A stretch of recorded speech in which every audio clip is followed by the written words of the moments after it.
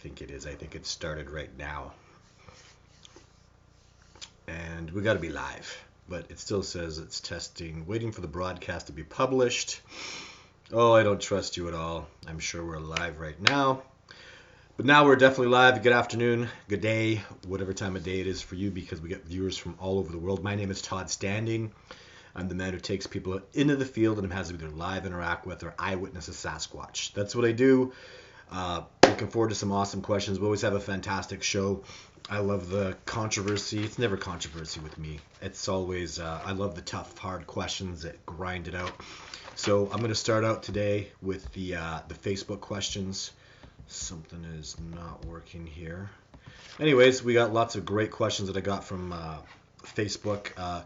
The government, why don't governments around the world recognize Sasquatch? There you go. Hello, Tim from Florida. See, I told you, I'm from all over, man. We're on the opposite sides of the continent almost. I'm in British Columbia, and you're like, I'm over here, and you're like, way down over there. I love Florida, though.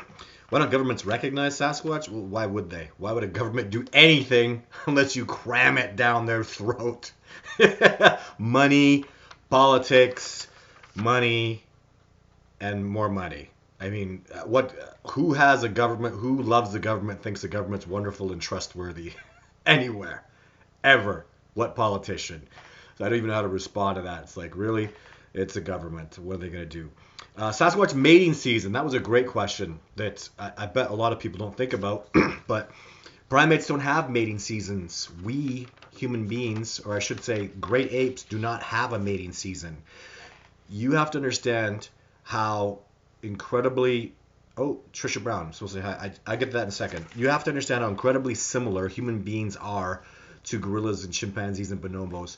The female gorillas, chimpanzees, bonobos, and Sasquatch have monthly cycles. You can literally, you could give a gorilla, a chimpanzee, or a Sasquatch female birth control pills in female cycles, and it works. They do it with gorillas. That's how gorillas don't breed in captivity, so there is no mating season.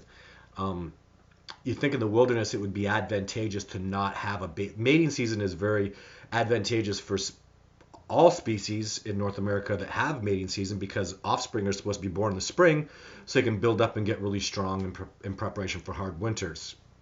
But with that being said, do Sasquatch really have hard winters? Of course they do, but you know, they're intelligent primates. I have a funny feeling when we figure out what they're good. It's hard for everybody in the winter. It's hard for human beings in the winter, you know. Anyways, there's no mating season. That's for absolute sure. Hello, Trisha Brown. So Trisha Brown is coming out this year to help me out significantly, and we're both very excited about that. So it's so many awesome people are coming out this year, and we just added Trisha, and she's very special. She's got behavioral science background, and you know, she's got training from the California Rangers. Is it Rangers Association? Anyway, she's got certifications from California for, you know, doing different kinds of hiking and backcountry stuff. So very excited to have that. The expeditions, we're working really hard on getting awesome people to come out this year. And Trisha wanted me to say, hey, so she doesn't have any questions because she freaking talks to me she's probably spent 3 hours talking to me in the last 2 weeks. So, and we still have questions. Of course we have questions, but I'm answering lots of her questions just personally. So we're going to get to the people today. Why, and this is a question from Amanda, for goodness sake. So I just did a video where I showed the rock that the Sasquatch used to tap. And the question was, why was the Sasquatch tapping? And the truth is, Survivor Man and I were snoring like that. And what the Sasquatch will do is, if I had a choice, I would have ignored the tapping. Because if they tap and they bang and they make breaks and they get closer and closer and closer. See, remember the next year, Les Stroud, he didn't wake up to tapping or breaks or snapping or running around the bush. He kept sleeping. He slept like a dead man until they walked up to him and sat on him. So this is what I've experienced before. It starts with breaking and whoops and trying to get your attention, trying to wake you up. Isn't it fun? It's a game. It's fun. This is the track from the individual that I talked about that was stomped on the ground. It was only 14 and a half, maybe 15 inches. So it's not a big giant Sasquatch. It's a teenager, and we're fun. We're the movie of the week. We're the Xbox.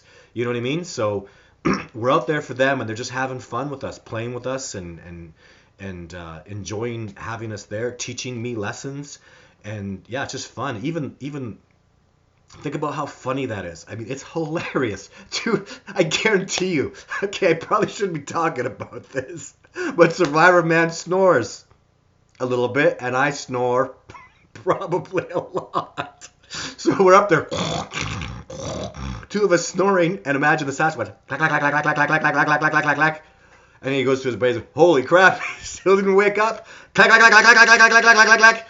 Like, what is it going to take to wake these guys up? Because I guarantee you they were stomping around, and I heard that stuff. But honestly, if Survivor Man doesn't hear it, it's not worth nothing. So I'm just going to sit there and play dumb, because they're just going to get closer and closer and closer. And the moment you recognize it, the moment you wake up, it's all over. When we woke up and we talked to them, there was no more interactions. We were up for the rest of the bloody night and nothing happened. So it's definitely in our best interest to play possum.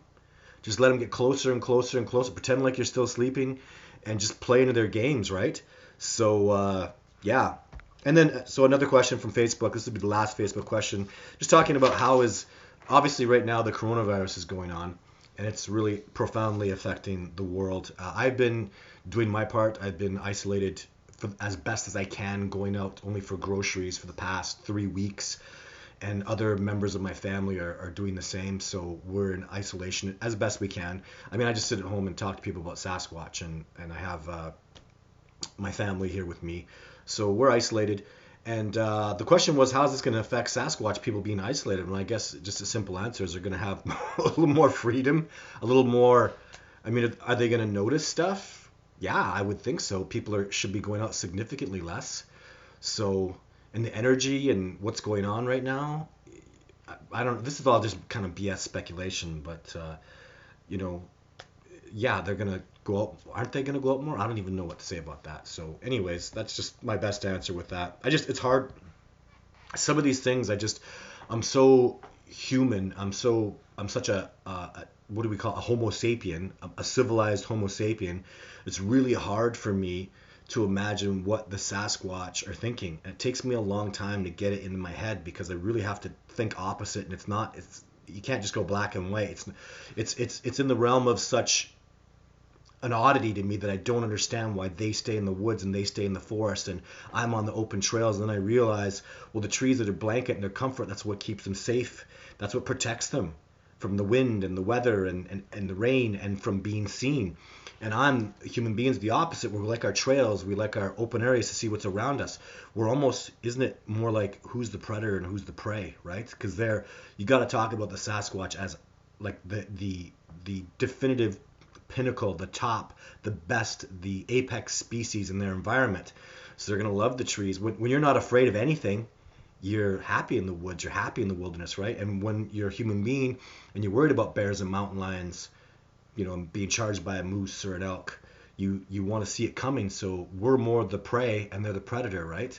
So keep that in mind in anything you do to do with Sasquatch. It's really opposite. Norway, love it. How's it going? Texas. All Paul. Hey, Todd. Hey, Kyla. All right, so let's see some questions here. We're bouncing around. Oh, gosh. Easy there. Okay. Yes, just people asking about expeditions. It's on the website, discoveringbigfoot.org, is all the information on the expeditions. We're bouncing around. Hello, Rachel Bruce. When are the new documentary coming out? And this is from June Moon. I'm working so hard on it. Oh my God, it's so much work. I wish there was more help and stuff. So, and I do have help coming, but it's working on computers and doing post-production is so freaking hard. It's so much work, and I'm keeping the YouTube stuff going, and I'm answering questions and organizing expeditions, and talking to the donators and doing a documentary. And I'm a full-time Sasquatch researcher, but I guess part of the reason for that is I have a documentary. Well, a big part of the reason is because I have a documentary. I have to keep the documentaries moving forward, and it's hard work. It's frustrating working on computers and doing post-production, and computers never just run fluidly and amazing, or at least not for me. There's little issues all the time, It's hard stuff, guys, but it takes a lot of patience to I almost just want to get back out in the wilderness, and stop with all this post-production stuff. So Steven says, I had another another encounter last month. He leaned up against the cabin walls, walked right near the cabin porch. It was on the other side of the cabin wall, but I was within 15 feet of a new male. Wow, that is amazing. Congratulations. 15 feet of a new male, so a male you didn't recognize, probably based on size, because I find individuals have a tendency to really look a lot alike. And when you get a sighting from a Sasquatch, when it's someone will have a 5-second sighting and it seems like it was a minute, and how much of a look do you really get? How much of an angle do you get? What trees were in your way? It's not like like you have a look at a picture of a human being, a full portrait, right? Or a full body portrait. You can see them all. It's never, or at least, it's going to be rarely like that with Sasquatch. So how much do you really get to know an individual? So anyways, yeah, so congratulations. That's fantastic. We'd love to hear about your stuff, Stephen, if you send it to bigfootencounter@gmail.com. Cordaz says, I've seen Bigfoot in northern Manitoba, and my God, like all through Manitoba, Ontario, Saskatchewan, all those northern Canadian provinces. Yeah, Amanda's talking about our newsletter. That's another thing I'm always diligently working on, is newsletters and snoring. That's the truth, Amanda. That's the total truth. Amanda's laughing. She goes, ha ha, snoring. Yeah, especially we have to understand too is, so Survivor Med and I were just like, it's such a brutal hike. You suffer up there, but you get such good oxygen. You're so tired at night, man. When you're out, and the altitude and we're not 20 years old anymore, Survivor Man and I, right? So it's very funny, the snoring. So I'm just gonna be honest, right?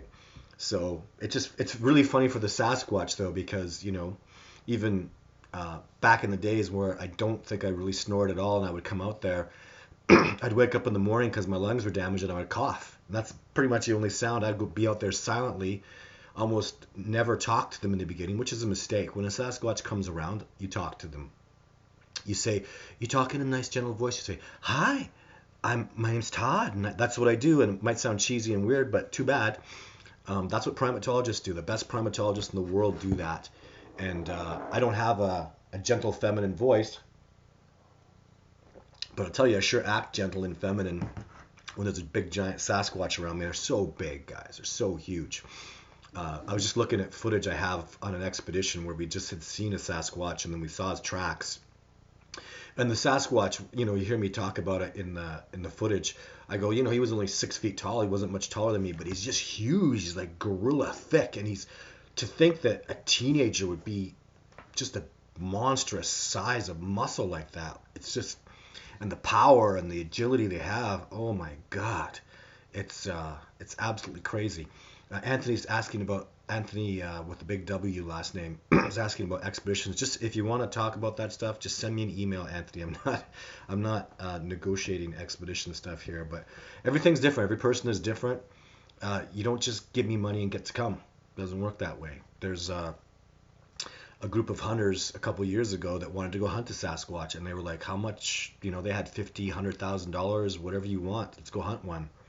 So, and that never happened. So it's not just monetary, So the Sasquatch moved to season. I don't know what Manny means by that. Joe says, did you see Les Stroud when he did research on the legend of Clem 2 Hill? Well, of course, yeah. And he had a tree get crashed over at Clem 2. So, yeah, it was good. I just, the problem with Survivor Man and the other episodes he did without me was the network wanted him to be raw, and I wanted to go do recon in every place. I wanted to be there for weeks before he ever got there. But he's Survivor Man, so he's got to do his own thing. So it was Survivor Man Bigfoot, not Todd Standing Bigfoot.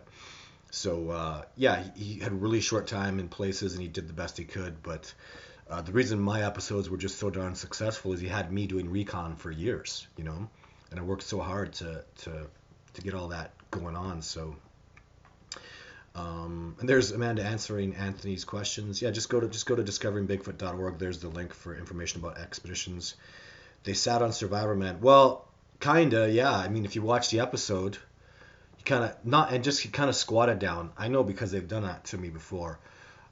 Who snores louder? I don't know.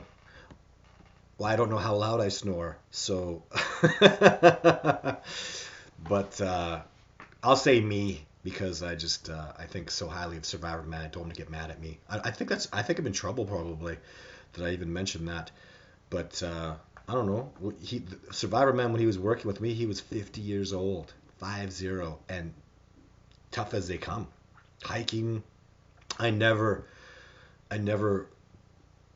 looked back for him. He was always right there. Like, the dude is tough as nails. He's so tough. And then in his 50s, he was doing, new episodes, new Survivor stuff. He's just so tough. Like, he's such a tough human being. The elite of the elite. Yeah. Trisha says, you better not snore, I'll punch you. I do. Yeah, I definitely do. All the expeditioners so Trisha's coming on an expedition, she's gonna punch me. But maybe that helps the Sasquatch know I'm sleeping, right? Maybe that's why a Sasquatch whacked the glass. I tell you, the night that I was sick and on cough medicine, I was only out with one person, and I'll tell you, boy, she was like shaking the trailer. Shut up with your snoring! It comes in like in stages, right? I'll snore for a bit, then I'd be quiet. Or you shake the trailer and I'll roll over, I'll be quiet. These are real personal details, guys. But and then I went on an expedition with a guy that snored loudly. He brought these snoring things for our nose. So he wakes up in the morning, he put a snoring thing on, he goes, you need this for tomorrow. Because apparently I was snoring that night too, so yeah, just punch me, it's okay, I don't mind. I'm sorry. But just, yeah. And it depends on whether I have a cold or not, or, there's lots of stuff going on. I suppose I'm pretty embarrassed right now, but do they have fire? Well, Sasquatch, if you're talking about Sasquatch, Leo asked, do they have fire in their habitation? And no fire for Sasquatch, never. Hello, Cappy McCappy. I'd be scared to be that close to them. Yeah, it is scary. It's exciting and scary. Mostly scary though, because they're so strong. I'm always, they just own you out there. So, what about Idaho? What do I think? Well, they're in Idaho for sure, Justin. I've been to Idaho to visit Meldrum, and I've been in the Idaho area. Gosh, I was in an area in Idaho where I met with a couple who were trying to convince me there couldn't be Sasquatch in the area and all this kind of stuff. And then I walk outside and there's tree breaks all over the place. And I go, what are all these tree breaks here? Pointed at she goes, well, that's what we do. And there's salmon in this section of Idaho that spawn at certain times of year. And, oh, something's wrong with my internet here. Darn it. But anyways, it's so funny to me because there were, and then I start looking on the ground, there's bloody Sasquatch tracks on the ground, and I'm showing them this stuff and they're trying to convince me that Sasquatch are not there, but they're in Idaho, like, holy crap. So, yeah, people, funny the way, just ignoring the tree breaks, ignoring the tracks on the ground. So, mad skills. Me and my wife saw one in northern Saskatchewan, August 2nd. Still remember the date. That's really cool that you mentioned that. I really was drawn to that because that's my birthday is August the 2nd. I don't think I should be telling people that. Anyway, Old Indian Scout says, good day, Todd. Very happy to have this opportunity to say that I've been following you for many years.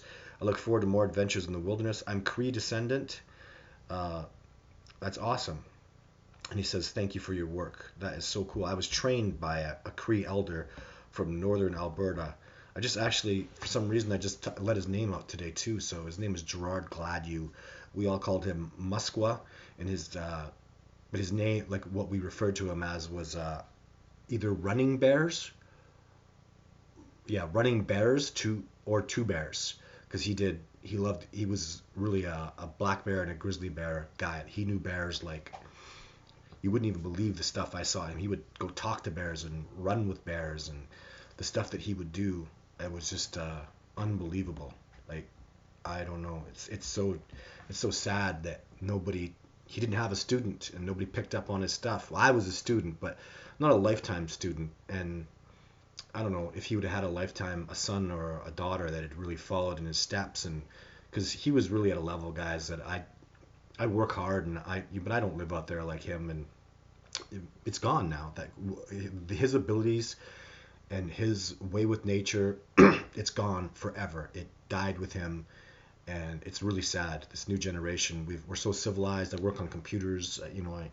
I prefer to sleep in my bed most of the time than out on the bush in the ground. And he didn't like beds. He didn't like sleeping in beds. He preferred sleeping on the ground, and he preferred sleeping in the wilderness. And you don't get that kind of mentality. People just aren't like that anymore. So, SoCal Forest Ninja says the animals have already noticed the lack of human movement around the world. Yeah, I'm sure they would have. But, this is just the coronavirus is going to go away, and everybody's going to be okay, and things will go back to normal. So maybe there'll be a huge influx into the trails after. So I don't know. Cappy says, I have 2 trail cams to retrieve from Olympic National Forest, and maybe it'd be better time to put your trail cams out, right? Less people around. I don't know. I'm really thinking about that. There's a lot to be thought about with that. So, Todd, I'm a big fan. This is Clarence. Todd, I'm a big fan of yours. Great work. I've seen Bigfoot here in Pennsylvania. Yeah, I had did you see my Pennsylvania footage that I analyzed where there's a deer and the lady's filming the deer and there's a potential Sasquatch that walks behind her. So it's very interesting. Kirby says, thanks, Todd. You're a legend. Thank you. I'm flattered. Oh, and then the whole screen bumps. So I didn't even get to see that. Sorry. The whole screen went book. Lori says, what do you think of the people that claim they can speak with Sasquatch, have recordings? Yeah, I don't know. I just don't know. I have no idea. I don't even know. That's never happened to me. The Sasquatch do not talk to me at all like that in any way, shape, or form. Nothing even close to that. Whooping, knocking, growling. That's it. When new footage is coming out, I'm just working on that, guys. Unfortunately, it's just me. I'm just working on it as best I can. And I can't even predict because I have so much stuff going on all the time, and things slow me down. Life slows me down. I'm a regular guy, so I just, I work my butt off, and I do as much as life will permit me to. So it's just, you have to understand that the first documentary was an enormous financial loss. It was on Netflix, it was on Amazon Prime, it ran pay-per-view. It was just financially, it was the most horrific loss. It cost $400,000 to make. It took years, a decade of my life devoted to it. And, I probably didn't get back the gas money for it. So, and it sucks. What really sucks is they have stupid TV shows that are nowhere near that. One episode of Finding Bigfoot makes a fortune. They pay $400,000 for an episode, and I didn't get that for 2 hours of something that you can't even compare all 7 seasons of Finding Bigfoot to my 1-2 hour movie, with PhDs in it and Sasquatch footage and all that. There's no arguing. You can't argue that. Get out of my face if you're going to argue that. And I didn't even get, 10% of that back. So it's just, that's why we have to be patient, because it's really, I have to donate my time. It's just the only way I can look at it. It's just there's no profit in that stuff.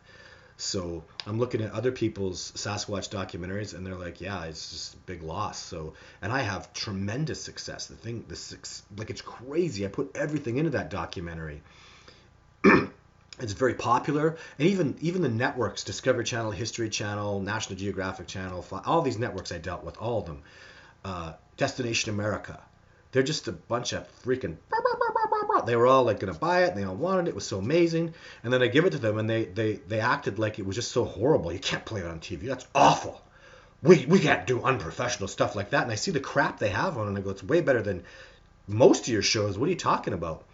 And then they play it on pay-per-view, and people love it. And they played it on Netflix, and people were loving it. They thought it was amazing. I got tons of enormous comments, and the same people were like, yeah, it was great. I go, well, why did you say it sucked when nobody had seen it, and now suddenly it's great and amazing? It's good enough for Netflix, the biggest network of all time. The biggest network of all time is Netflix. It was good enough for them, but it wasn't good enough for Destination America, National Geographic Channel, History Channel, all of them, right? Wouldn't even put it on late night. So, and now that I've done it, okay, so I've done it. Okay, it was great. Okay, you were right. Okay, let's do part 2. And then they just sit there silently. Netflix. Oh, hey, that was our top documentary of all time. Oh, great. Can we have a Netflix original? And they sit there silent. Yeah, make the documentary and we'll have a look at it. Oh, yeah, I'll go spend hundreds of thousands of dollars and years of my time devoted to this, and you can have a look at it after and you can tell me what you think. That's not how business works. You don't do business like that. And you already failed me the first time.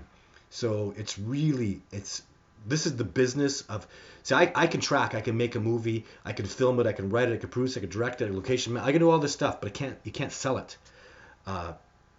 The sales are all blocked off. I've been on Netflix, I can't even talk to people from Netflix. They talk to me or there's nothing. And, it's really the whole, you gotta understand, George Lucas did Star Wars and he hates Fox, and Fox distributes his movie. Fox gets huge profits from his movie and he hates them. If George Lucas couldn't do it, if George Lucas couldn't distribute and make the sale for his movie, who the hell am I? Right? So it's the industry. You have these incredible artists like Prince. That's a tremendous success. He never made music again. Why? Because the freaking record companies they're these parasites and they own it, and you can't get past them. And I didn't know that business. So, and that's where I'm at with that. So it's really, but I stay focused on the love and the passion and the joy of nature and Sasquatch and the animals and the trees. And I love the videography and filming it and writing it. So, hey, happiest wife ever. There she is. Hey, Lacey, how's it going? Another wonderful expeditioner. I'm really excited to come out. Long-time devoted supporter. Awesome to hear from you. Walter says, what's the biggest Bigfoot you've ever seen? Ooh. Boy, that's a good question. Wow. I didn't really, there was a California Sasquatch that latched onto me, and I didn't really get a good look at him. He felt huge. The biggest presence is the big dominant male in radium that I've seen there. And I think the track size, but you say who I've seen. So I never saw the dominant male in Nordegg. The dominant male in Nordegg, his foot was just a little bit bigger. There was a little bit of a size difference. And he walked a little different. There were little differences you could see. But the biggest one I've ever seen is going to be overall like mass. Because something happened. I don't understand. I don't know who that Sasquatch was that I filmed in video 6. The back of him, that wasn't the big dominant male. But he was taller, because the big dominant male, I got him clocked at just over 9 feet, maybe between 9 feet and 9'3" is the male, the big dominant male I have seen from radium. But now I'm looking at what I see from the stats from the video 6 where I jump in the air and put my hand up. That's 9'4", between 9'4" and 9'6", tall and broad, huge. He doesn't look slim at all. So I don't even know who that Sasquatch was. It makes me, it leads to other theories and other possibilities, is when they bed down for the winter, do multiple troops bed down together? So you would think not, but that was wintertime when I filmed that. Why was there this 9'4" Sasquatch who's taller than the big dominant male? Or maybe that was, his son got bigger than him. I don't know. I hope my son's bigger than me. I expect my son to be an inch or two taller than me, right? So he's being fed better and trained better and better nutrition. So more food. So I hope it's that way with Sasquatch. Or maybe it's not. Maybe they're suffering. Maybe they're getting less food, less abundance. There's less wilderness. Maybe their sons are smaller because of less abundance. And actually, I would lean towards that being a heavy possibility. Isn't that disgusting? To think that the Sasquatch are diminishing? They must be. You think it's more abundant for them now? There's less wilderness. There's no bison running around in the wilderness anymore. There's so much less. There's no prairies. There's no open fields anymore. So if there was ever you have to understand, like there were bears. There was the short-nosed brown bear who was super fast. They're extinct because they survived off of bison in the prairies. You must understand, there's 400 million bison roaming the continent of North America. They're gone. There's nothing left of them. They've been wiped out. I know there's little pockets where we put them here and there, but they are wiped. 400 million? Now what is there? 20,000 of them. There were 400 million of them, and there were 800 million deer, and there were probably that many elk. Those populations are gone. How could you not think that their populations have been immensely decimated just based on the biology? They must be significantly dwindled. In fact, if there were ever prairie Sasquatch, they're gone. It's only woodland Sasquatch now. There are no more prairie. All the prairie animals, which were mostly the bison, they're gone. The only reason elk survived is they went into the wilderness and they survived there. So, that's what I have to say about that. Let me try to move this down without bumping all over the place. Okay, and it bumped all over the place anyways. I'm very grateful for the YouTube platform. Support your troops and athletes. That's the actual name's person. I enjoyed your film Finding Bigfoot. That was not my film. My film was Discovering Bigfoot. Please don't call it Finding Bigfoot. Easy mistake though. All forgiven. Don't get discouraged. You did really good with it. I never knew it cost that much. Oh yeah, it was. And I had a donator, beyond a donator, right? What do you call him? A colleague that funded and paid for it. I did the field work and, man, risked my life, and oh my God, I tell you, when you go on an expedition, as my son got older, he would cry when I would leave on expedition because he knew the dangers of what I did. And man, that's hard when your little boy cries and says, "Daddy, please come home." I went up on my very first expedition with expeditioners, like not with TV crews, like just an expedition with Todd Standing, with my very first one. He put in my suitcase, he said, "Daddy, please come home and be safe." And when I opened up my suitcase, the expeditioners were all there. I was like, "What the hell is this?" And I showed it to them, and they were like, "Oh man, you got to keep that." And I did. But he just does that because it's tough. These things are hard. He's been hiking with me. He knows what happens when bears and mountain lions and stuff come around, and he's seen animals that have been killed and torn apart by, you come up upon a deer carcass that's all busted, ripped all over the place. Daddy, what did that? Well, let's talk about it. This is a sign of wolf. This is a sign of mountain lion. This is a sign of bear. So, he understands. And then the whole Sasquatch thing. He knows Sasquatch are real. So, But anyways, Joseph says, have you ever heard Sasquatch fighting with each other? Yes, one time. It's what led me to believe it was. I've talked about this before. It was across a river. Each side of the river were structures. I heard what sounded like two King Kongs fighting. I'm just going to talk this fast because many people have heard it before. And then the structure across the river was all busted down later. So that was scary. That's one of those things, like today people are talking to me, how is the coronavirus affecting the people out on the trails? Well, I'll go think about that for a while because it takes me time to let things soak in and talk to my colleagues and stuff. When that Sasquatch fight was going on, I didn't know what the hell to think. I was thinking survive, get out of here. This is terrifying. It was really scary. It was just horrifically terrifyingly sounding. So, yeah. I actually don't want to be around for that. I don't know. I think it's one of the scariest things I've ever heard in the whole wilderness ever. You could just feel the energy of it, if you know what I mean. There was just energy and craziness out there. So, Old Indian Scout says, I have some videos on Sasquatch on my channel. Oh, sure. We'd love to check them out. So, yeah, if you guys want to click on that, Old Indian Scout, I'll have to see if I can have time to have a look at that later. Crazy, millions of things going on. Everybody's asking me for the documentary, including the distribution company. Of course they want the documentary. It's free money. So you have to understand too, it wasn't a financial success for me. It made millions of dollars in sales. But that goes to the distributors and everybody in the little loop there. It doesn't go back to me. So don't think that it was. I guess it was a financial success for the distributors and the pay-per-view. Man, 50% goes to pay-per-view, 50% goes to the distributor, and so that doesn't come to me. But it's the system set up like that, and I don't want to complain about it because actually I'm not complaining about it. I am complaining about it, but let me tell you the bright side is it got out there. It got on Netflix. It showed people that Sasquatch are real, and that's at the end of it. It's a tool that got that exposure, that showed people more about Sasquatch, and people are learning, and it's created a whole new wonderful niche that's very exciting for people to be able to say, well, look what Todd Standing filmed, look what Todd Standing did with Jeff Meldrum, look at this guy took John Bitternagel out of PhD, and look at the tree breaks and look at the structures, right? So, you know, it's a wonderful, wonderful tool that's really out there. And if it was just played on YouTube, it wouldn't have the like when you tell people, hey, it was on Netflix, hey, it's on Amazon Prime, hey, it was on pay-per-view, it's got this big distribution power and people are loving it. And, you know, that's very, very positive. So, and I'll tell you, I've never had exposure like Netflix. I went to LAX. I couldn't almost get through the airport because I'd just been on Netflix for about a month, 2 months. And that's when I went to go film the California Sasquatch that I had.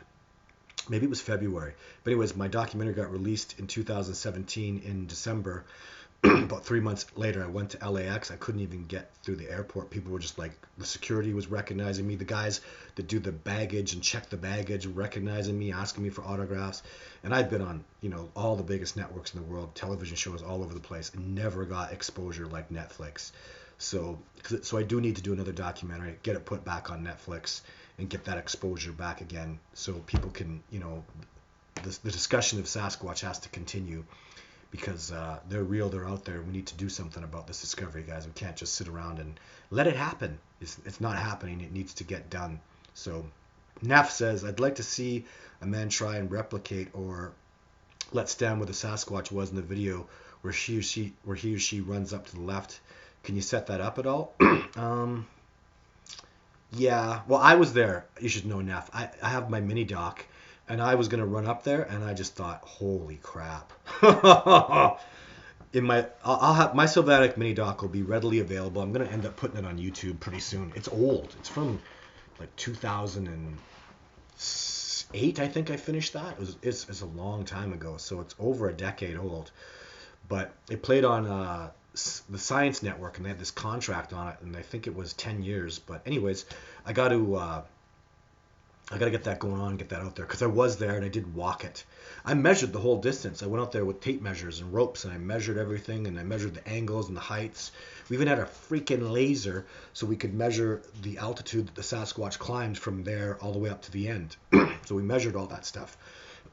So I went out there with a scientist, like a biologist, a real pro, and we took all the detail. At the time, I just thought it was, why are we doing this? And now I realize how important it is to know those distances and everything.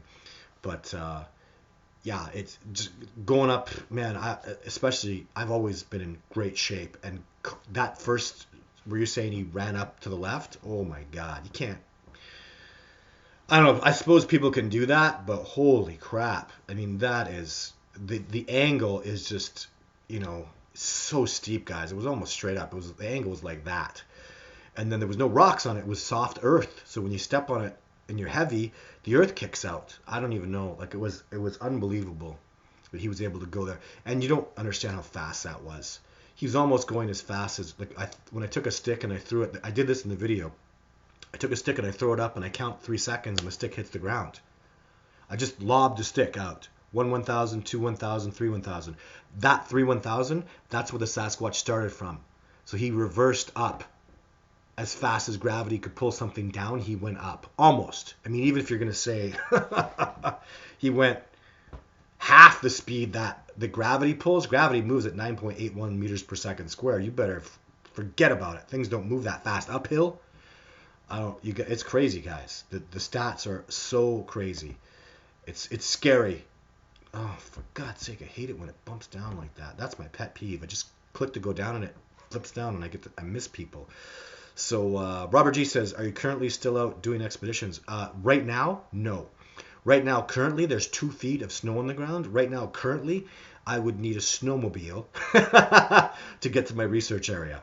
So there's probably 3 feet of snow on the ground over there. So currently, absolutely not. I'm waiting for the spring to come and the passes to open up. And even in the spring, it's so wet and muddy and yucky and dangerous. Rock slides, avalanches. Because the snow on the ground melts first, the snow up top melts last. And all that snow can come down and cause avalanches. It's very dangerous. This is a very dangerous, well, it's always dangerous. There's always avalanche risks and stuff like that. So, yeah, that's it.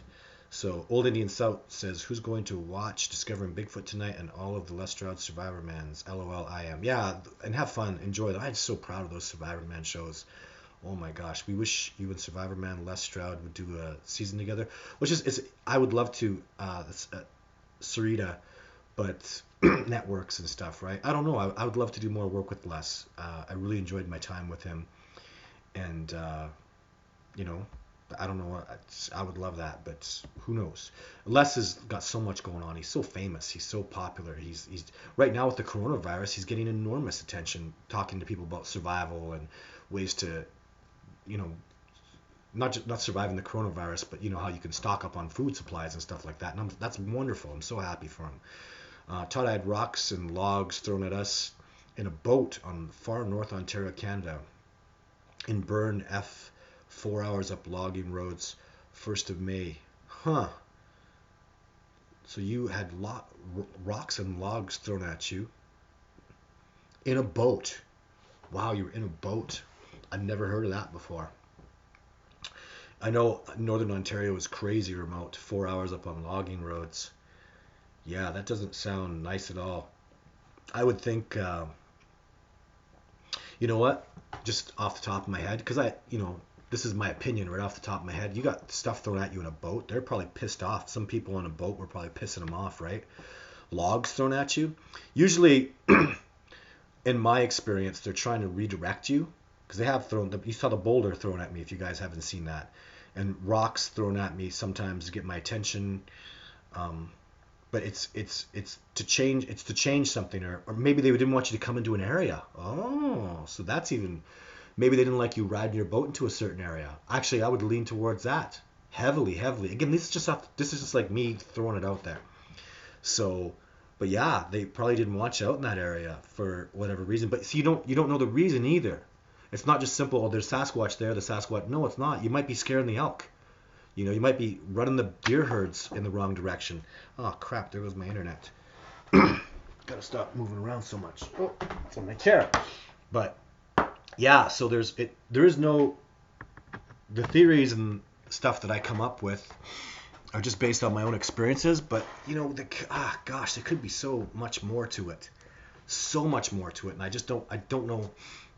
Anyways, it's so complicated. I think most of the time, like the Sasquatch in Nordegg, I was very convinced they just didn't want people scaring the elk herds all over the place. They're trying to keep the herd in a specific area, and they kept the wolves away. Because it's their herd, right? And then I think people were scaring the herds off and on the other side of a river and making a mess of things. They're just ticking the Sasquatch off. And maybe they don't want their herd moving to another Sasquatch territory, and quads and dirt bikes and stuff were doing that, right? So there's so many reasons. What I do know is I think just ultimately we can say, look, they're trying to say, hey, we live here. We're trying to survive here. This is our home. You really need to be coming down this trail, doing this thing, and if you are, can you just try to abide by some of our rules a little bit? And I think most Sasquatch have no idea how ignorant human beings are. The Sasquatch think, well, they must know we're real, and people don't think they're real. And the Sasquatch are thinking, well, how ignorant are you? Of course we're here. You saw our tracks. You know we're real. Well, but just because I saw tracks doesn't mean you're real. The Sasquatch go, yeah, it does. Didn't you see that structure where I broke a tree off and shoved it back in? Like, were you so ignorant that you couldn't recognize that was clearly not natural? My tracks were on the ground, but they don't realize how ignorant we are, and I'm one of them. There's the best Sasquatch structure of all time. Took Andy from Alabama to tell me how that Sasquatch, sir, that's not natural. I'll tell you why. That end broke off, shoved back in. I look at it, and it's like John Bitterdale, Les Stroud, Jeff Mill, all these brilliant men have looked at that structure, and none of us saw what Andy from Alabama saw in 3 minutes and made that the most significant structure of all time. So, yeah. Apparently, so I'm reading this here. I didn't know. Hamish and Andy made you look like a clown recently on Australian television. Well, I didn't see that episode of Hamish and Andy. I haven't seen it yet. And whatever. They can have fun. I don't worry about that stuff. Because when Hamish and Andy came out, so they came out to Nordegg. What was that? Not last year? Anyways, it was a year ago. I guess. Yeah, it was last season they came out with me. So under a year ago. And they're joking guys. They're funny.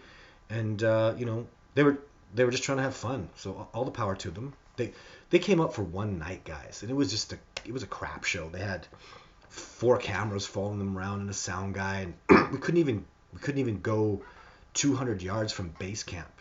So of course they're just gonna let them have fun with it. I don't mind. Jack Black did funny things with Sasquatch. I don't mind. Hey, so some of the funniest stuff I've ever seen in my life is messing with Sasquatch. I think that stuff is hilarious. I can't believe how funny that is. You should watch those messing with Sasquatches. Can't we laugh at ourselves? Can't we have fun? And comedians, oh my God. In case you don't know this, comedians are actors putting on an act. Like, that's not really who they are.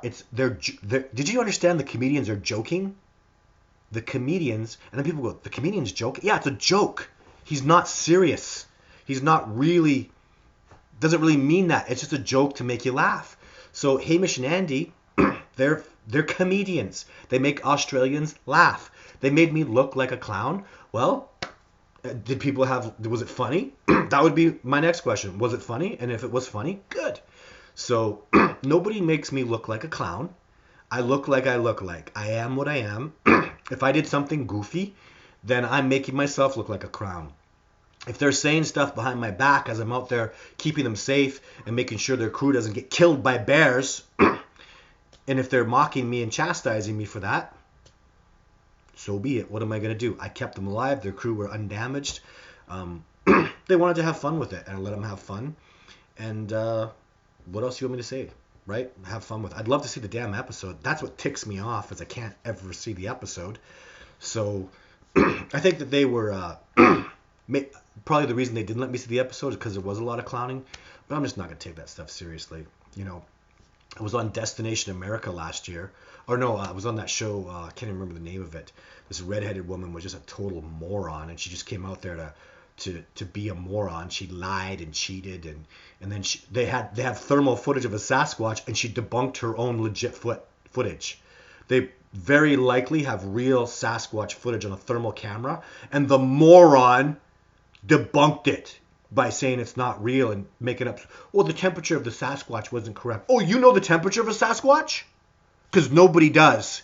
But she knows that was, like, moron, idiot. And the reason I'm upset about it is because I went through all the work of bringing those people out there and doing everything I can recon-wise to make them have an excellent episode, and they may have got footage. And dumbass gets legitimate footage of a Sasquatch and then says stupid stuff and debunks herself. So it is frustrating. That's like, 2 steps back. Thanks for being, and just because she's an arrogant narcissist dumbass, So, but anyways, I tried. I ended up, I damaged my Jeep badly. I got into an accident with my Jeep, so it smashed my Jeep. So I didn't make it. The expedition ended up being a loss financially, which is fine. But then you get on TV, and then you have that person just be and the nice guy just had no spine. Boy, I like people with spine. Please have some spine. Spineless people. There's my pet peeve. It's just don't sit there and take it. Try to have some backbone, because we have to understand in this world, all that is necessary for evil to conquer is for good people to stand around and do nothing. So if you're a good person and you have no spine and you don't stand up against evil, it wins every single time. Einstein said that after Nazi Germany almost conquered the whole freaking world. Be thankful Hitler was a nutcase, because we'd be speaking German right now if he didn't try to take on Russia at the same time. So he made dumbass mistakes, but good people stood around and didn't do anything, and Nazi Germany did what they did. So, and that goes with everything, If you see somebody getting harped on about Bigfoot, stand up and say, I think Bigfoot is real. Stand up for what you believe. Whatever it is, stand up for it. Have some backbone. Otherwise, evil will win. Evil, negativity wins when us good people stand by and go, oh, that's okay. Just keep being that way. No, you got to stand up and say, that's not right. That's injustice. That's incorrect. That's not the truth. And I will not stand by and allow these lies to continue. If good people stand together and do something, then good things will happen. Otherwise, we'll lose all our goodness and evil will win every single time. So there's my speech about some philosophy and stuff. Anyways, listen to the Finding Bigfoot spoof on YouTube? No, thank you. Comedians, yes. Bernie, Todd, have you been able to determine the The consistent messaging in tree structures. How to read them. No burning. Not by any way, shape, or form. We're noticing lots of things about them, but no. And I heard people have that stuff. Good. I don't. You really. There's a lady who has these things about structures, and she has all these things that she says about it. You can't make. Why? What do you get those deductions based on? Like, she just decided those were true. If it's like this, it's like this, it means that. Well, how do you know that? Just because. Okay, well, that's not going to work with me. Just because won't work. And you need to substantiate those things. Otherwise, we're never going to get anywhere in the scientific community, guys. If you go, well, this means that because I say so. Because I say so is not going to work. So make a theory, but make a theory. Make a hypothesis and then test it and reproduce it and find truth in it. If you're doing that, that's science. That's okay. That's what we need to do. Don't say just because that's not going to get us anywhere. How about the Mom Bigfoot mattress commercials? They are hilarious. They were so funny. Oh my God. Brilliantly funny though. Like richly funny, you know? Sasquatch don't get to watch a movie until somebody watches it in their camper and they sit up. It was really funny. I love to laugh, guys. Laughter is one of the secrets of my success. There you go. Right? So having a good time and laughing and putting joy into things is, I would be nowhere without that. So, and again, the rock knocking we were talking about today, why the Sasquatch are having fun. And that's why if I'm having fun, they're having fun, we're having fun with each other. It can't be, I'm terrified and I'm scared and they're having fun. You see how it doesn't work. There has to be that connection, right? So, yeah, more questions. We're almost done with today's show. We're almost into it an hour. I don't see any questions. No Bigfoot live here on Long Island. I don't know. It's the weirdest. I tell you, the spots where people have seen. I don't think there's Bigfoot in Hawaii. I don't think there's Bigfoot in Sweden. So I'll deduce maybe Bigfoot being in a place or not. But Todd's hilarious tonight. Yeah. I'm glad we can laugh and have a good time. You know, so Jim Carrey is one of my heroes. Mike Myers, I love these guys, right? In Canada, we have to tell jokes because that's our way to keep warm. Generates heat when you laugh. See, get you. And we have to talk really fast because we have to generate heat to stay warm. That's just, those are theories of mine. But you go south and things get really hot and you better slow down and you better talk a little slower because you generate too much heat, you're going to overheat. And I'll tell you, when I was in Texas, that's what I learned down there. Is chill out, calm down, speak slower, take your time, and that's how y'all do it in the South, and I love it. I totally love it. That's why people ask me now, I can handle cold like a beast. I'm getting better at handling cold because of the Iceman training that I'm doing, but I handle heat like a beast too. I can handle super hot. Why? Because I've been trained by people down in Texas and, you know, into Mexico. I just see how I watch them and I pay attention. You got it. That's how you do things, guys. Stand on the shoulders of great men. Come stand on my shoulders. I love it. That's what a lot of expeditioners are doing that this year. They're coming to stand on my shoulders to go get better success, and I've been standing on other people's shoulders. And you keep standing on shoulders, and before you know it, you're so darn high up that you get real good success. And people are like, wow, how did he do that? Because he was taught, because he learned, because he stood on someone's shoulders. Like what great, you think Mozart didn't learn music from his dad? Of course he was taught. He stood on the shoulders of his father and then found his greatness off of that, right? So, yeah, that's what I have to say about that. Stand on the shoulders. Thank you, Daniel Speckman. Daniel Speckman. I know a Speckman, but you're not Daniel Speckman. Thank you so much for the donation. If you guys want to make a donation, by all means, go to my website, discoveringbigfoot.org. I give lots of stuff back. All my donators know special stuff. They have special insider information. They get special things that I don't talk about. But yeah, and I that's half the time, a quarter of the time, because I sleep. But a quarter of the time I spend talking to my donators because I'm so grateful for that. Guys, I'm a full-time Sasquatch researcher. See the little Sasquatch behind me? I research him. That's what I do. If I'm not here talking to people about Sasquatch, making a video about Sasquatch, making a movie about Sasquatch, I'm out in the bush studying Sasquatch. That is so awesome. So I'm a full-time, legit, boots on the ground Sasquatch researcher. Thank you so much for watching my stuff, playing my videos, letting the commercials play because I get 0.01 cents when you do that. And How awesome is that? And I hope I represent you guys. I'm not a politician. You vote for me by watching my videos, right? You are voting. You're allowing me to become a Sasquatch researcher, and I really am doing that, guys. And it's so exciting because I tried to walk away from this. It was getting hard for a while. I tried to quit, and you guys pulled me back in. Like Al Pacino, they kept pulling me back in. I kept getting pulled back in, but this is the way. I'm so happy now. I don't want to go do other stuff. I don't want to. Everything else was just, it wasn't me. I'm now authentically me. And when you go on expedition with me, people that have been out in the bush with me, they see the plants, the tracking, the skills, the love, the passion. You see it all. It's all there. And, thank you so much I just want you guys to know that this is really us. I'm taking your questions.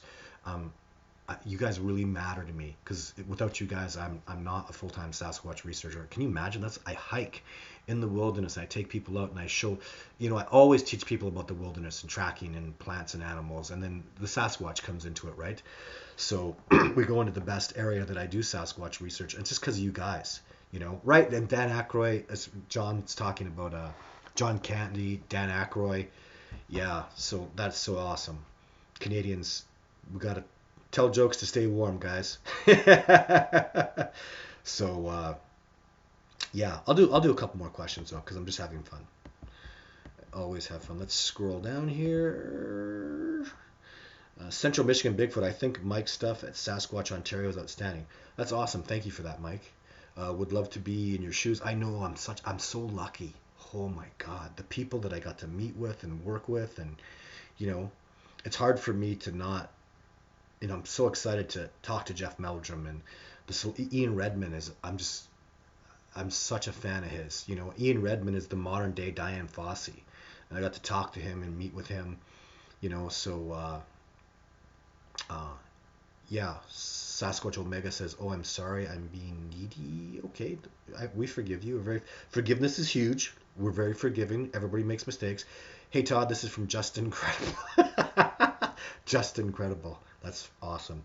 Hey, Todd, just wanted to know what your thoughts are on the Sasquatch Genome Project. Ooh, I don't know. Is that the Adrian Erickson project?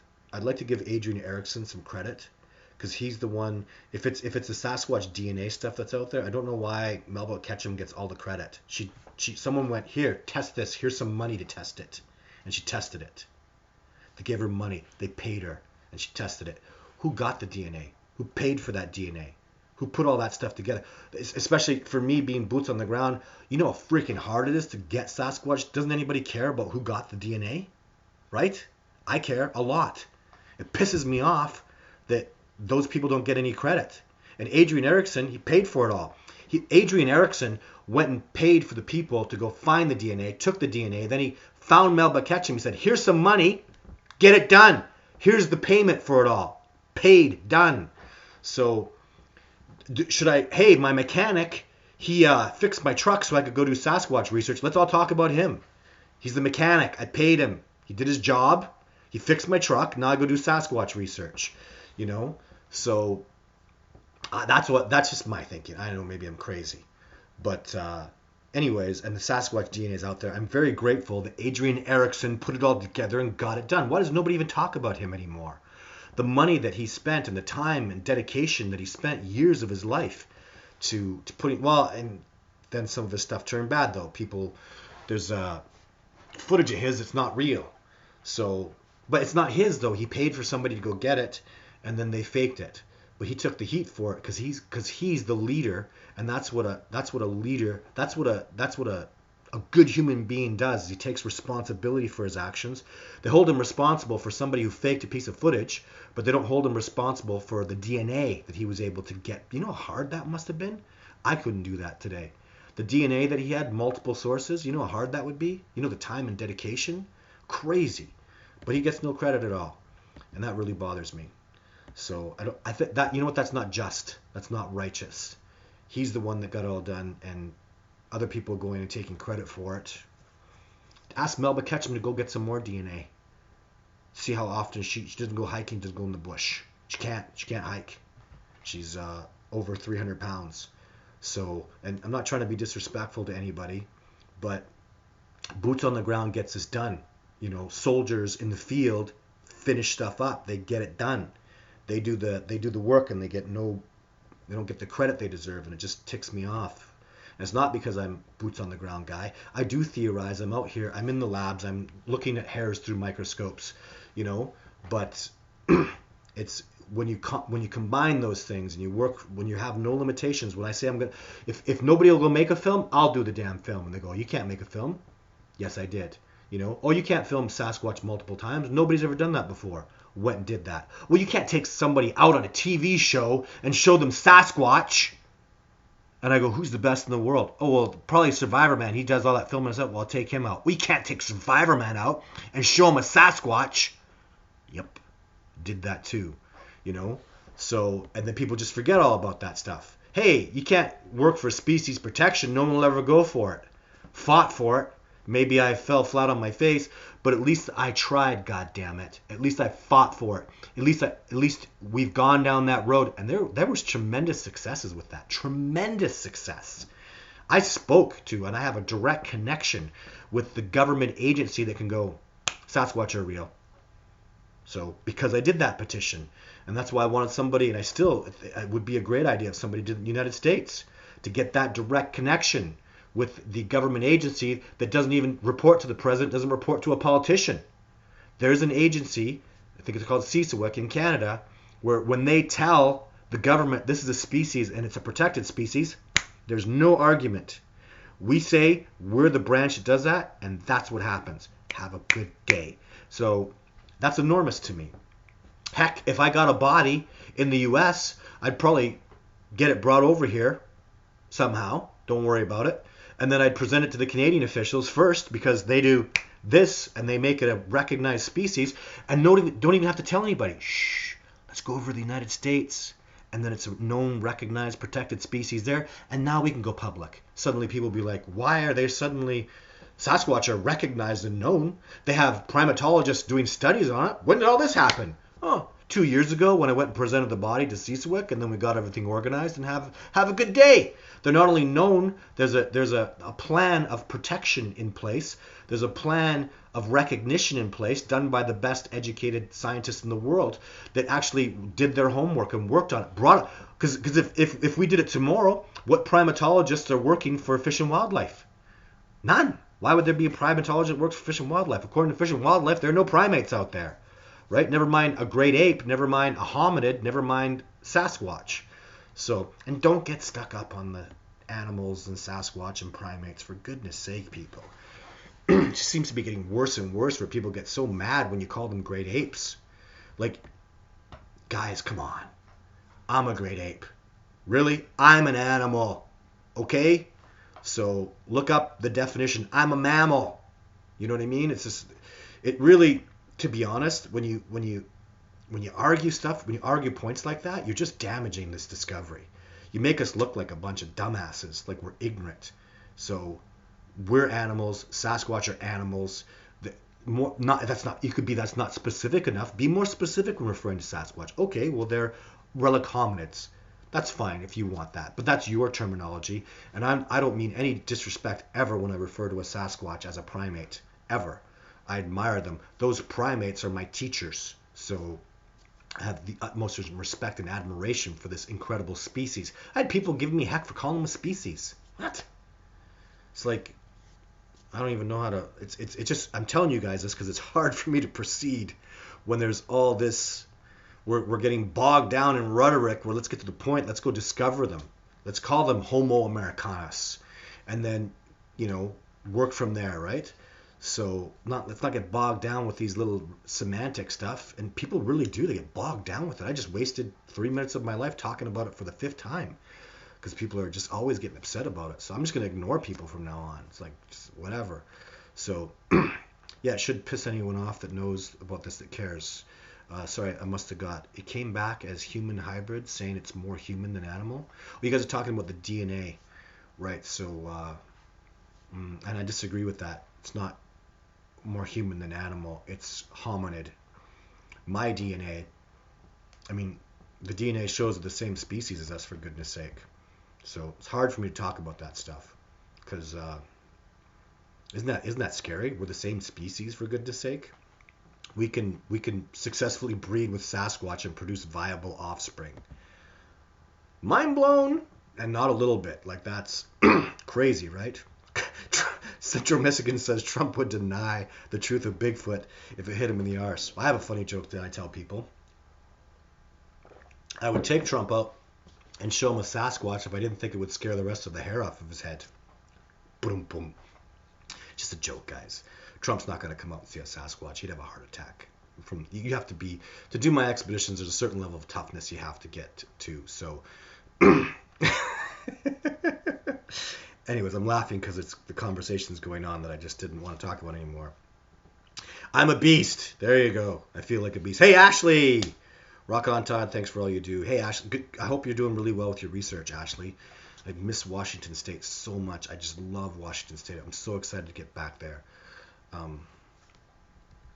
Somebody just saying that Melba Ketchum got thrown into the bus before my whole screen went nuts again, blinking up and down. Melba Ketchum was thrown into the bus for the work she did in the Sasquatch community and her peers, and deserves credit for her work regardless of the fact that she did not gather the DNA. I don't want to say touche. Agreed. So there's so much more. I met Melba Ketchum. I went out with Melba Ketchum on on research. I had the guy who paid for my movie paid for the expedition, and I know Melba Ketchum. I met her. I spent a week with her. I know her. My mom always taught me that if you don't have something good to say about somebody, don't say it. This is what I have to say about Melba Ketchum. Old Indian Scout says, who are you, Andy Toronto? Oh, he's just asking about having a chat in there. That's cool. So Sasquatch people are really 100%. Todd, thanks for the kujos. Yeah, Sasquatch people, I like that term. That feels good saying that, the Sasquatch people. But yeah, the scientists don't like that. John, I don't know how he felt about that. Even to me, actually, the Sasquatch people is a nice term, but I don't want them to be people. I want them to be Sasquatch. I want them to be different. Does that make sense? That's my own personal opinion, is I want the Sasquatch to be Sasquatch. To know that there's human DNA in the Sasquatch makes me very unhappy. Why can't they be pure? Why can't they be just the Sasquatch? And the DNA is kind of undeniable at this point, guys. There's human DNA. I just want them to be like, you want gorillas to be gorillas. You don't want human DNA mixed in with a gorilla, right? I'm not trying to be racist or anything here, right? I just want to see a pure Sasquatch, untainted, you know what I mean? Just that species. So that really excites me. Really, really, really excites me. So, gosh, sorry. I guess we're being controversial and emotional a lot today, right? So, just a crazy life that I live right now. And sometimes I feel like it's hard not to get a little passionate when we work so hard, don't we? I mean, we bleed so much.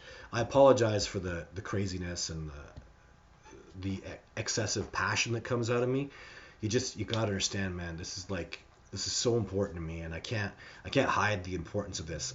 This discovery is so important to me. It means so much to me and my family, and because we've sacrificed so much. And I see Harry and the Hendersons, and there's that guy in there that spent his whole life looking for Sasquatch, and he finally sees the Sasquatch. He's that scientist. He goes, woohoo! He's seen it.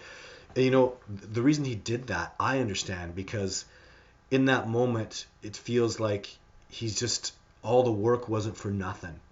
All the work, so many great men will pass away before they ever make their discovery, like John Bitternagel, It's like the destiny of great men to pass away before everything they worked for came to pass.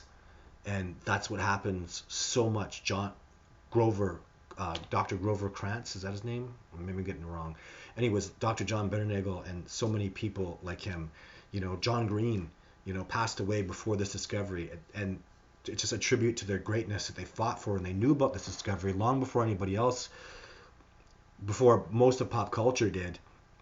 And they passed away and you didn't do it, John Green, but you worked for it. And I stand on your shoulders, and I stand on your shoulders, John Benernagel, and all the other great men and women that worked so hard for this, that didn't get to do that moment where they went, woohoo! Right? They didn't get to do that.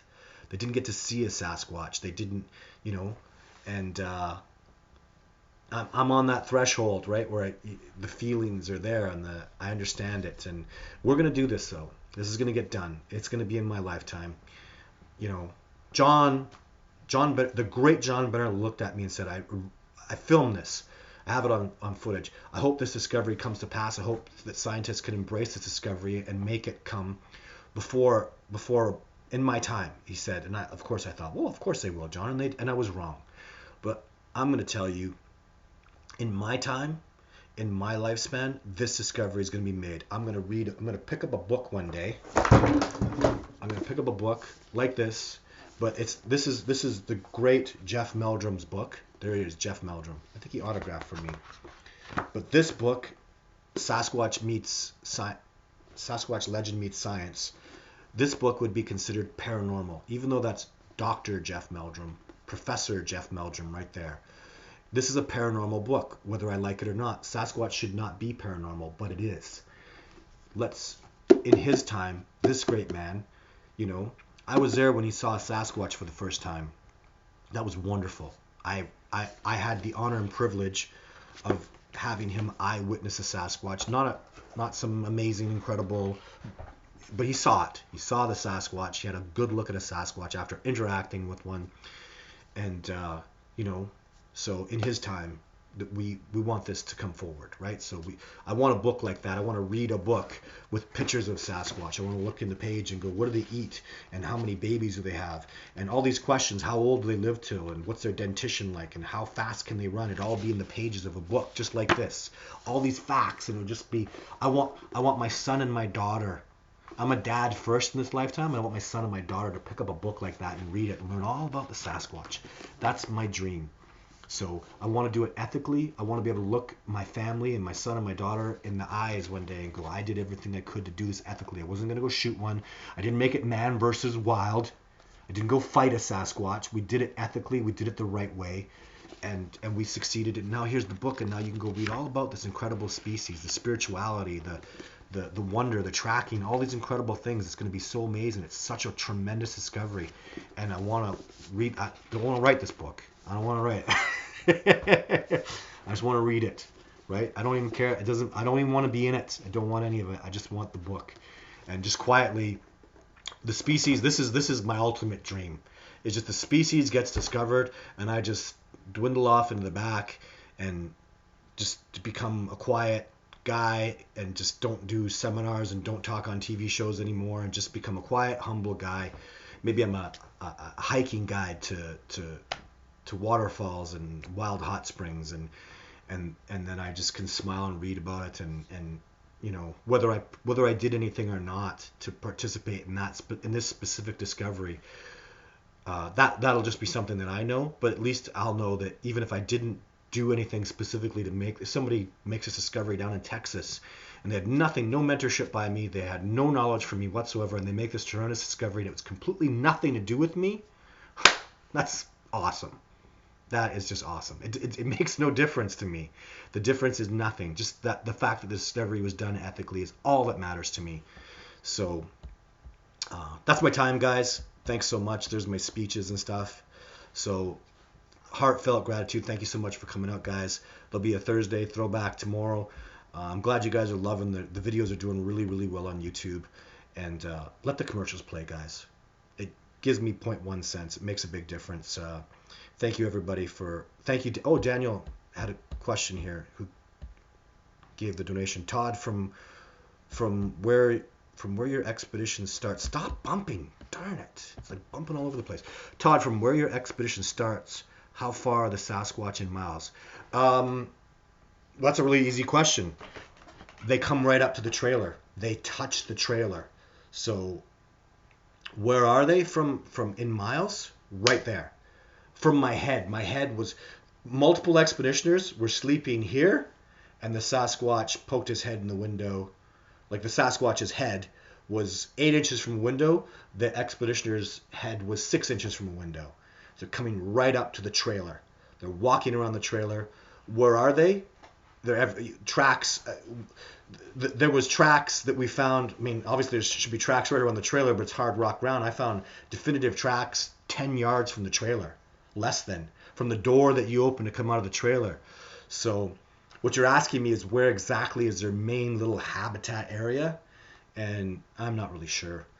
I have a general idea of where we don't go, and I have multiple theories, but they live there. We're in Sasquatch territory. We're right in Sasquatch territory. I would say we're 20 miles in Sasquatch territory. I think their territory ends based on a river, and based on river systems is where that's their separating divides, unless they're using roads now. But this is more just blah, blah, blah, blah. But yeah, they're right there. So we're right in Sasquatch habitat. So in the episode of Survivor Man Bigfoot, when we go walking in, the tree breaks are saying don't go in there. And so the area where it starts to be, actually that's right there though. There's tree breaks that say don't go in this area 40 yards from where my trailer is. You know what I mean? Even closer, 20 yards. So the reason they're making, you could literally make a circle around the trailer where they've made tree breaks all pointing at the trailer, all saying the trailer's okay and you can have that, but don't go up anywhere else. So if I was to talk to a Sasquatch, they'd say, don't go anywhere around here. This is all our habitat. So, but then I do, and then they interact with me and have fun. So, and those tree breaks were not made for me specifically. So show's getting way too long here, guys, but thank you very much for your question. Thank you very much for your donation. Thank you so much, guys, for tuning in. I'll be back next week, and lots of videos coming. Take care. Take care of each other. Quarantine if you can, guys. It makes a difference, please, with this coronavirus stuff. So y'all take care, and I'll see you.